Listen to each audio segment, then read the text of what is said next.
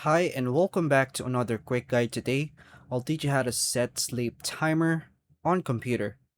Setting a sleep timer on a Windows computer helps save your power and automatically puts your PC into sleep mode after a certain amount of inactivity.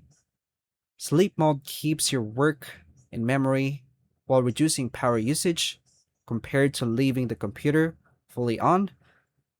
Windows includes built-in power settings that allow you to customize sleep timers without extra software. To begin, turn on your Windows computer and sign in to your account.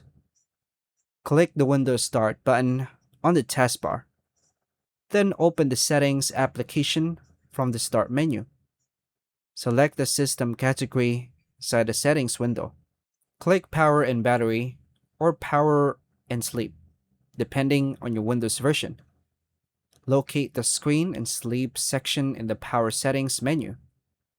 Find the option labeled on battery power, put my device to sleep after if you're using a laptop, or turn off screen after on the computer.